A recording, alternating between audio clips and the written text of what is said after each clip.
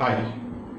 So APSC టీఎస్పీఎస్సికి సంబంధించి group 1, group 2 and group 3. Group 3 అంటే ఇక్కడ పంచాయతీ కార్యదర్శి కాదండి. తెలంగాణకు సంబంధించి నాన్ ఎగ్జిక్యూటివ్ పోస్టులు ఏవైతే ఉన్నాయో వాటిని గ్రూప్ 3 అని టీఎస్పీఎస్సికి సంబంధించి వ్యవహరించడం జరుగుతుంది. సో పంచాయతీ సెక్రటరీకి సంబంధించి ఎకానమీకి ఇంత డెప్త్ అనాలిసిస్, ఇంత అప్డేట్స్ అవసరం పడవు. ఇది ముఖ్యంగా గ్రూప్ 1, గ్రూప్ 2 వాళ్ళకి Andhra, group 1, group 2, group 3 Telangana. అక్కడ గ్రూప్ 2, గ్రూప్ 3 దాదాపు సిలబస్ ఈక్వల్గానే ఉంది. సో వాళ్ళని దృష్టిలో పెట్టుకొని ఇవన్నీ అప్డేట్స్ చేస్తున్నాం. ఇది ఫస్ట్ పాయింట్. సెకండ్ పాయింట్, ఈ అప్డేట్స్ అన్నీ కూడా ఈ ఎగ్జామ్ ఏదైతే ఎగ్జామ్ డేట్స్ అనౌన్స్ చేశారో ఏపీ వాళ్ళకి సంబంధించి ఆ ఎగ్జామ్ డేట్స్ని దృష్టిలో పెట్టుకొని ఇస్తున్న అప్డేట్స్ ఇవన్నీ. ఒకవేళ ఏదన్నా జరగరాంది జరిగి అది ముందుకు పోవటమో ఏదన్నా, ఇప్పుడే మనం ఏమీ మాట్లాడకూడదు, ఏమన్నా జరిగితే మళ్ళీ ఏమైనా చేంజెస్ ఉంటే తప్పనిసరిగా ఎగ్జామ్ ఎప్పుడు ఉందో అప్పటి వరకు మనం కృషి చేయాలి. అంతే కదా, ఎగ్జామ్ అంటే పోటీ పరీక్ష, ఏదో చదివాను మళ్ళీ బుక్ తీద్దామంటే అయ్యే పనులు కాదు. సో క్లియర్గా చాలా స్పష్టంగా చెప్తున్నాం, ఏదైతే డేట్స్ అనౌన్స్ చేశారో దానికి సంబంధించి మనము ఈ అప్రోచ్లో ఈ అప్డేట్స్ అన్నీ ఇవ్వటం జరుగుతుంది. ఏమాత్రము జరిగిన మార్పులు అప్పుడు మళ్ళీ కొత్తగా వచ్చేదాన్ని ఇందులో ప్రజెంట్ చేసి మళ్ళీ ఈ మారినవి ఇవ్వటం జరుగుతుంది. ఇది అభ్యర్థులందరూ కూడా గమనించాల్సింది first point. Second point, economy అంటేనే అప్డేట్స్ అని చెప్పుకుంటూ వచ్చాం. మనము చెప్పిన ఈ క్లాసుల్లోనే మళ్ళీ అప్డేట్స్ చెప్పుకోవాల్సి వస్తున్నది, అంతగా మారిపోతుంది. ఉదాహరణకి ప్రధానమంత్రి ఫసల్ బీమా యోజన, అక్కడ యూనిట్ ఏరియా ఆఫ్ ఇన్సూరెన్స్ ఏది తీసుకుంటారు అంటే అక్కడ విలేజ్ యూనిట్గా తీసుకొని ఇస్తారని చెప్పాం. సో చాలా రాష్ట్రాలు విలేజ్ యూనిట్గా తీసుకోకూడదు, సో వ్యక్తిని, ఇండివిజువల్ ఫార్మర్ని యూనిట్గా తీసుకోమని చాలా రిప్రజెంటేషన్స్ వస్తున్నాయి. అదిగాక ఇది సీజన్ కాబట్టి, ఎన్నికల సీజన్ కాబట్టి కాస్త గవర్నమెంట్ కూడా మోడిఫికేషన్స్ ఇవ్వటం జరిగింది. సో ఆ విధంగా చూస్తే మళ్ళీ మొత్తము ప్రధానమంత్రి ఫసల్ బీమా యోజనలో చాలా అప్డేట్స్ రావటం జరిగింది. అప్డేట్ అంటేనే గతంది పోయి దాని ప్లేస్లో కొత్తది వచ్చిందని అర్థము. సో ప్రధానమంత్రి ఫసల్ బీమా యోజనలో ఇప్పుడు వచ్చిన మార్పులు ఏంటి, ఎగ్జామ్ పాయింట్ ఆఫ్ వ్యూలో ఏ విధంగా వీటి మీద ప్రశ్న వచ్చే అవకాశాలు ఉన్నాయని చెప్పుకుంటూ వచ్చాం. సో అప్రోచ్లో పూర్తిగా కాన్సెప్ట్ ఎక్స్ప్లెయిన్ చేసుకోవటం, వీటిలో మ్యాక్సిమం క్వశ్చన్ ఏ విధంగా వచ్చే అవకాశాలు ఉన్నాయి అనేది చూపించడం జరుగుతూ వస్తున్నది. కొంతమందికి ఇన్సూరెన్స్ ఏంటి, ఎట్లా వస్తుంది అన్నారు. ఈరోజు టెక్నాలజీ అప్డేట్ అయింది కాబట్టి అది గవర్నమెంట్ డైరెక్ట్గా క్యాలిక్యులేట్ చేసి చూపుతుంది. వాళ్ళు చూపించిందే నేను మీకు ఈ విధంగా క్యాలిక్యులేట్ చేసి చూపిస్తారని ఆ వీడియో క్లిప్పింగ్ కూడా ఒకటి మీకు పంపిస్తాను. ఇక డౌట్ అనేది అక్కడ ఇన్సూరెన్స్కి సంబంధించి డౌట్ అనేది రాదు మీకు. మీరు చేయాల్సిందల్లా ఏమైతే ఇన్ఫర్మేషన్ ఇచ్చామో అది చదివితే సరిపోతుంది. ఇది సెకండ్ పాయింట్. థర్డ్ పాయింట్, మనము ఈ క్లాస్ని అప్డేషన్స్ ఇస్తూ గతంలో సివిల్ సర్వీస్ స్థాయిలో వీటి మీద ప్రశ్నలు ఎలా అడిగారు, ఇంచుమించు సివిల్స్లో అడిగిన వాటిలో కొన్ని బిట్లు అయినా కానీ పబ్లిక్ సర్వీస్ కమిషన్లో మొత్తం బిట్ కాకపోయినా కొన్ని పార్ట్స్ మాత్రం వస్తున్నాయి ఎగ్జామ్లో. అది మీరు అందరూ కూడా చూస్తున్న పాయింట్సే. అంత పెద్ద ప్రశ్న అడిగితే వాళ్ళు అందులో ఒక లైన్ తీసుకుని చిన్నగా బిట్ తయారు చేస్తున్నారు, అంత మించి ఏమీ లేదు అక్కడ. వాటిని కూడా దృష్టిలో పెట్టుకుంటున్నాం.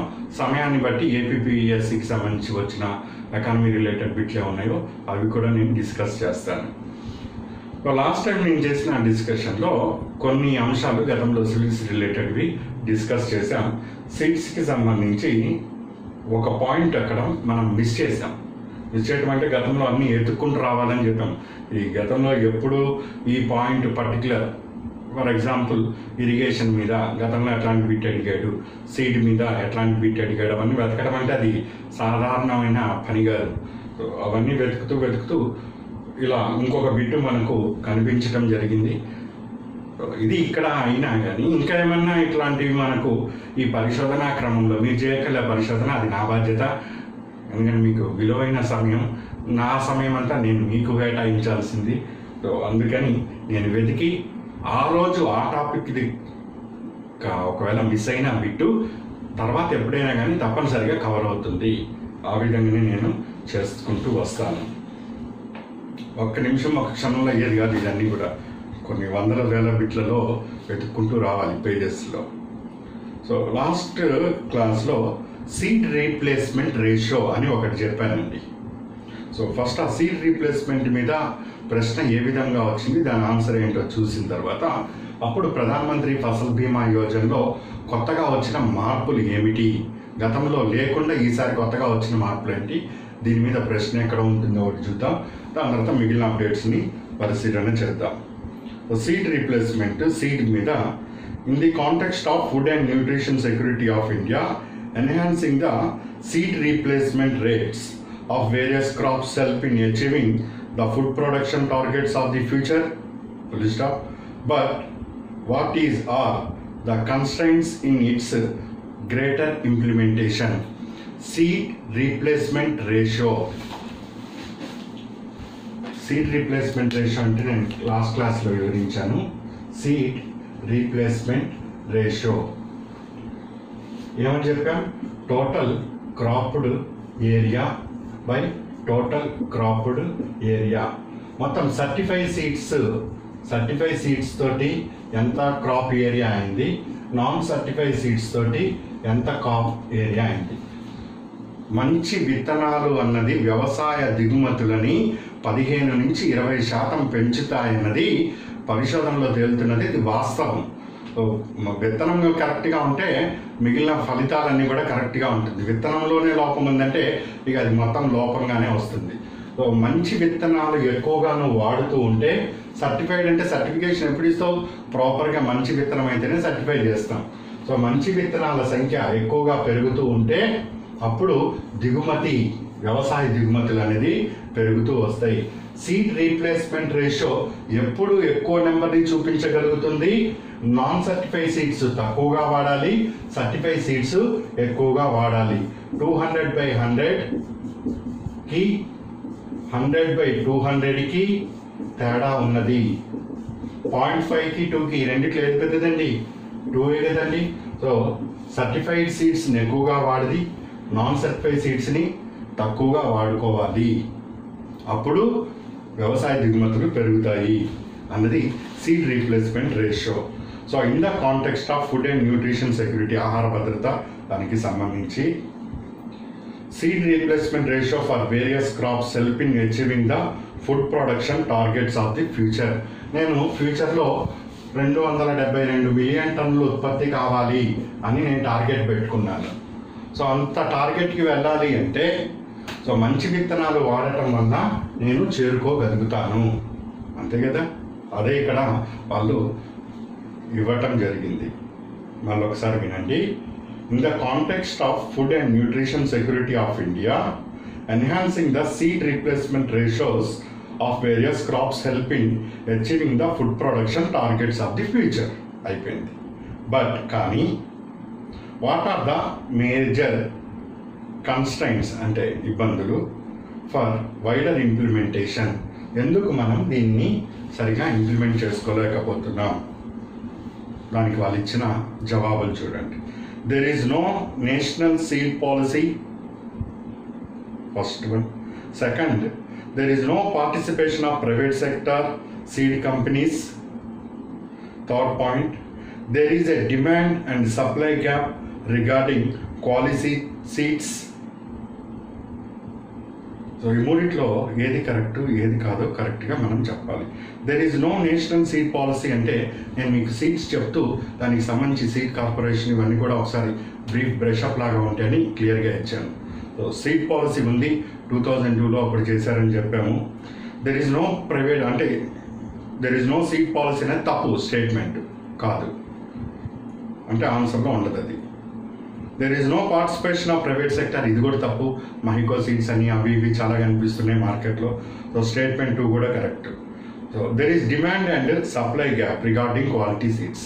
సో క్వాలిటీ సీడ్స్కి ఒక 100 టన్నులు డిమాండ్ ఉంటే సప్లై ఆఫ్ సీడ్స్ 10 టన్నులు మాత్రమే అవుతున్నాయి ఉదాహరణకి. So there is a demand and supply.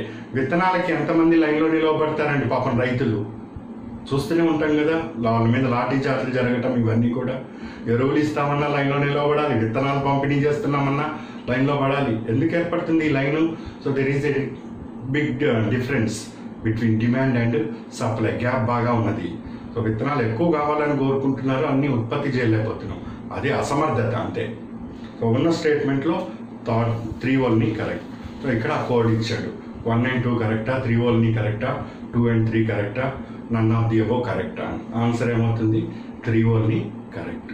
So ఇట్లా సీడ్ రీప్లేస్మెంట్ కానీ ఈ కాన్సెప్ట్ని ఆధారం చేసుకొని ఏమైనా ప్రశ్న రూపొందినా మీరు ఈ అవగాహనతో ఎలాంటి బిట్నైనా కానీ చేయగలుగుతారు. సో ఇది లాస్ట్ టైం సీడ్ రీప్లేస్మెంట్కి. సో ఇప్పుడు మనం ప్రధానమంత్రి, సో ఇక్కడ మీకు ల్యాండ్ హోల్డింగ్స్ ఇవన్నీ అయిపోయింది. తర్వాత ఇరిగేషన్ గురించి చెప్పాను నేను మీకు, ఫెర్టిలైజర్, సీడ్ అయిపోయింది. తర్వాత ఫైనాన్స్, పిఎం కిసాన్ ఒక పథకాన్ని చెప్పుకున్నాం. సో ఈరోజు ఇన్సూరెన్స్ మిగిలిన ఆస్పెక్ట్స్ని ఎంతవరకు కవర్ చేయగలుగుతామో అంతవరకు వెళ్దాం. సో పంటలకి తప్పనిసరిగా భద్రత అనేది ఉండాలి. ఏ విధంగా అయితే మనిషికి బీమాని కల్పిస్తున్నామో పంటకి బీమాని కల్పిస్తూ రావాలి. పంటకి బీమా వేరు, పంట నుంచి వచ్చే ఆదాయానికి బీమా వేరు. ఫార్మ్ ఇన్కమ్ ఇన్సూరెన్స్ వేరు అండ్ అగ్రికల్చర్ ప్రొడక్షన్కి సంబంధించిన ఇన్సూరెన్స్, అగ్రి ఇన్సూరెన్స్ వేరు. సో అగ్రి ఇన్సూరెన్స్కి సంబంధించి గతంలో first comprehensive crop insurance scheme 85లో తెచ్చారు, 97లో రద్దు చేయటం జరిగింది. దాని ప్లేస్లో అంటే దాని స్థానంలో national agriculture insurance company 1999-2000 first దీన్ని జనరల్ ఇన్సూరెన్స్ కంపెనీ, తర్వాత agricultural insurance company of India 2002లో ఏర్పాటు చేశారు. అది ఇంప్లిమెంట్ చేస్తుంది. ఒకసారి బ్రీఫ్గా గతంలో ఏం జరిగిందో తెలుసుకొని ఇప్పుడు ఫర్దర్గా ఏమున్నాయో చూడొచ్చు. Next weather based insurance scheme 2007-8లో పైలట్ ప్రాజెక్ట్గా దాన్ని ప్రవేశపెట్టారు. కర్ణాటక, ఆంధ్రాలో, గుంటూరులో మిర్చి పంటకి. నెక్స్ట్ నేషనల్ అగ్రికల్చర్ని modified national agriculture insurance scheme అని తీసుకొని వచ్చారు. అందులో ఇంకొన్ని మోడిఫికేషన్స్ తెచ్చారు. ప్రైవేట్ సెక్టర్కి కూడా ఎక్కువ ప్రాధాన్యత ఇవ్వటం జరిగింది. గతంలో నేషనల్ అగ్రికల్చర్ ఇన్సూరెన్స్ స్కీమ్ని ఎవరు అమలు చేస్తున్నారు అంటే మీ ఆన్సర్ అగ్రికల్చర్ ఇన్సూరెన్స్ కంపెనీ ఏది. ఈరోజు ఈ నేషనల్ అగ్రికల్చర్ని, ఎంఎన్ఏఎస్ని ఈ రెండింటి ప్లేస్లో ప్రధానమంత్రి ఫసల్ బీమా యోజన అనేది తీసుకొని వచ్చారని నేను ఇన్సూరెన్స్ మీద క్లియర్ కట్ క్లాస్ ఇచ్చాను. మరి ఈరోజు ప్రధానమంత్రి ఫసల్ బీమాని ఎవరు అమలు చేస్తున్నారు? ఇది కేవలం అగ్రికల్చర్ ఇన్సూరెన్స్ కంపెనీయే కాదు, దీంతో పాటు ప్రైవేట్గా ఇన్సూరెన్స్ కంపెనీలు కూడా వచ్చినాయి. దాదాపు 13 ప్రైవేట్ ఇన్సూరెన్స్ కంపెనీలు ఈరోజు అగ్రికల్చర్ ఇన్సూరెన్స్ని ప్రొవైడ్ చేస్తున్నాయి. వాటితో పాటు స్టేట్ గవర్నమెంట్స్ కూడా ఇన్సూరెన్స్ కంపెనీలు ఎస్టాబ్లిష్ చేసుకొని వాళ్ళు కూడా ఇన్సూరెన్స్ ఇస్తున్నారు. ఒక్కటే సంస్థ ఈరోజు ఇన్సూరెన్స్ మొత్తము ఇవ్వట్లేదు పంటలకి. చాలా వచ్చినాయి, 18-19 ఉన్నాయండి మొత్తం ఈరోజు అగ్రికల్చర్ ఇన్సూరెన్స్. కొన్ని ఏమో ఏరియా బేస్డ్, కొన్ని ఏమో పంటలకి వాటికి సంబంధించి, కొన్ని ఎవరికి వాళ్ళు బ్లాకులు బుక్ చేసుకుంటూ వెళ్ళిపోయారు. అట్లా కొన్ని ఏమో కలిసి వెళ్తూ వస్తున్నాయి. అట్లా ఈరోజు ఒక కంపెనీ కాదు, చాలా కంపెనీలు ఉన్నాయి వ్యవసాయానికి సంబంధించి. సో ప్రధానమంత్రి ఫసల్ బీమా యోజన, సో ఇది ఫుల్ ఫ్లెడ్జ్డ్గా నేను క్లియర్గా వివరించాను. అయినా కానీ మళ్ళొకసారి మీకు ఈ వీడియో క్లిప్పింగ్ ద్వారా ఏం జరిగింది ఇప్పటి వరకు అని ఒకసారి చూపిస్తాను. సో అందులో ప్రీమియం రేట్ ఎంత, అవెంత, ఇవెంత అని ఉన్నాయి. సో ఆ రేట్లను ఒకసారి పరిశీలన చేయండి. ఇక్కడే మీకు ఏ విధంగా ఇన్సూరెన్స్ క్యాలిక్యులేటర్ అని కూడా అర్థమైపోతూ ఉంటాయి. సో ఇది ఆబ్జెక్టివ్స్ ఆఫ్ ప్రధానమంత్రి ఫసల్ బీమా యోజన. ఇవన్నీ కూడా implement agencies.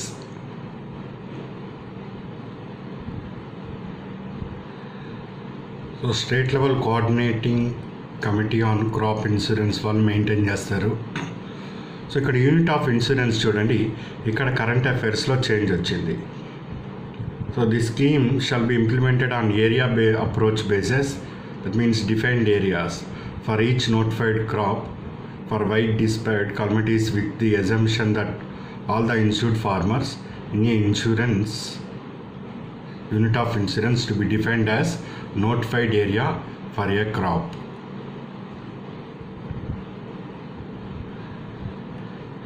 So defined area అంటే విలేజ్ పంచాయత్. సో విలేజ్ని యూనిట్గా తీసుకొని ఇస్తున్నారండి. సో అలాంటి అది లేని సమయంలో జియో మ్యాపింగ్ని కూడా వీళ్ళు బేస్ చేసుకోవచ్చు ఆ టైంకి. దీంతోపాటు crops covered, notified area, farmers to be covered, compulsory, voluntary, 4 రకాల రిస్కులు ఇందులో కవర్ అవుతున్నాయి. ఈల్డ్ లాసెస్ అంటే అనుకున్న దానికన్నా తక్కువ రావటం, prevented sowing, post harvest losses. ఇక్కడ పోస్ట్ హార్వెస్ట్ లాసెస్కి అంటే క్రాప్ కట్ చేసిన తర్వాత 14 days టైం ఉంటుంది. లోకలైజ్డ్ కెలమిటీస్. ఈ 4 రకాల లాసులు అంటే ఇందులో అన్నీ కవర్ అయిపోయి ఉన్నాయి.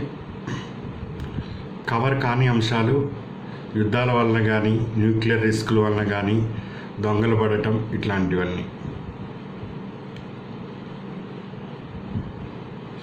ముఖ్యంగా చేంజెస్ వచ్చింది. ఈ ప్రీమియర్ రేట్ ఇవన్నీ కూడా మనం గతంలో డిస్కస్ చేసుకున్నవే. Kharif 2% maximum insurance by farmers, rabi 1.5, annual commercial and annual horticulture క్రాప్స్కి 5%.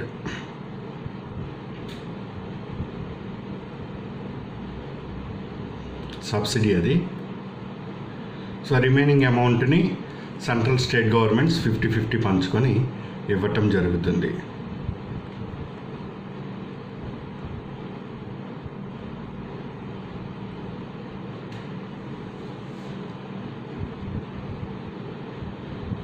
The threshold year for a crop insurance shall be based on village yield of last 7 years, excluding 2 years of declared calamity. 7 సంవత్సరాలు ఎంత ఉత్పత్తి అయిందో సగటు తీసుకొని ఆ ఉత్పత్తిని ఇవ్వటం జరుగుతుంది ఇన్సూరెన్స్కి. సో అడ్మినిస్ట్రేటివ్ ఇన్స్ట్రక్షన్స్ ఫిబ్రవరి, ఆగస్టులోకి వెళ్ళాలి, ఆగస్ట్ కల్లా అందాలి.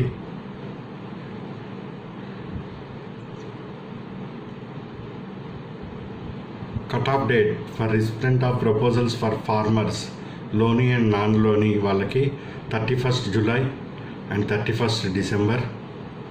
ఇది ఖరీఫ్, రబీకి 31st July and 31st December. Cut off date for receipt of declarations of loanee farmers and non-loany. So within 15 days for loany farmers and 7 days for non-loany farmers after cut-off dates. Dates తర్వాత 15 రోజులు time ఇస్తారు వాళ్ళు ఇన్సూరెన్స్కి apply చేసుకోవటం కోసం. ఇప్పుడు మనం చెప్పే current affairs ఇక్కడ ఉంది. Cut-off date for receipt of yield data within A month from final harvest.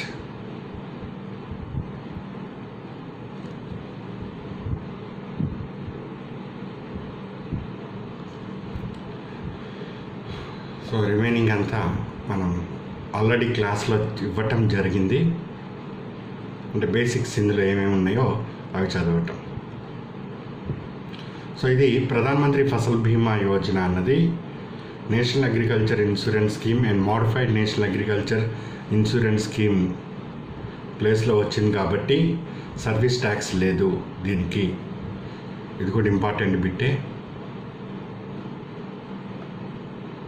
ఇంకా వెదర్ బేస్డ్ ఇన్సూరెన్స్ స్కీమ్ ఇదన్నీ కూడా కంప్లీట్ చేసేసుకున్నాం మనం.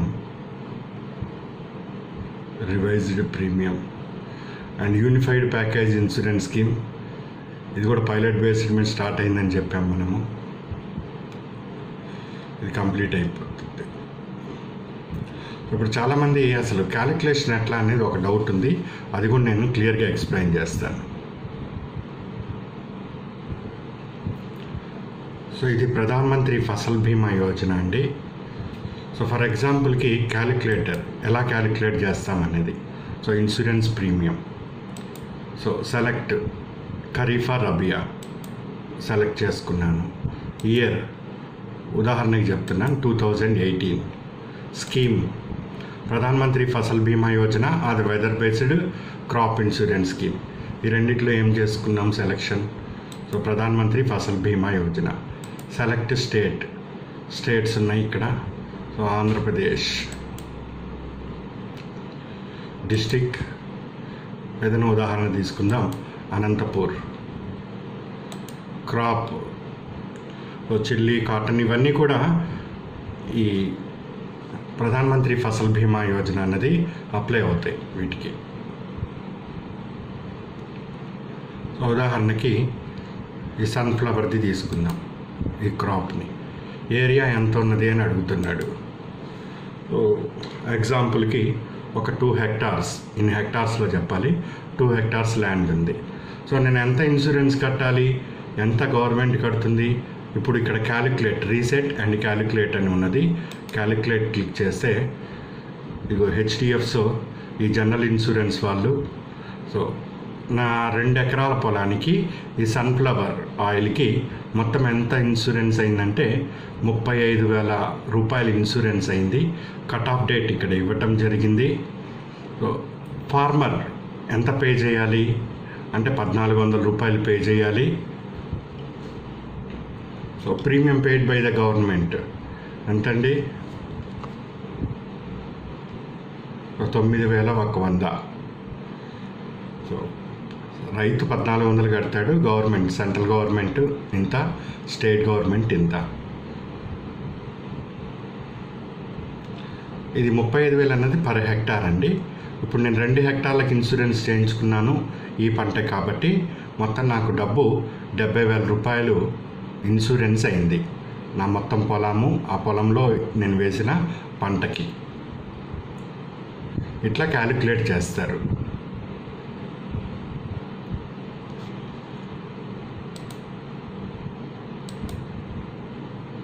సో ఇది నేను ఇప్పుడు మీకు చూపించింది, ఇది పీడిఎఫ్ ఫార్మాట్లో. సో ఇది వాళ్ళ వెబ్సైట్, ఫార్మర్స్ కార్నర్, అంటే ఫార్మర్స్ ఎలా అప్లై చేసుకోవాలి అదంతా కూడా. Report crop losses, application status ఎక్కడుంది, grievance mechanism, help line. So ఇవి హెల్ప్ లైన్ నెంబర్స్.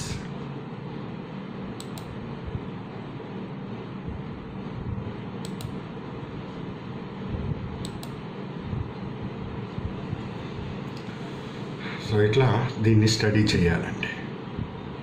సో అది ఇప్పటి వరకు ప్రధానమంత్రి ఫసల్ బీమా యోజనలో.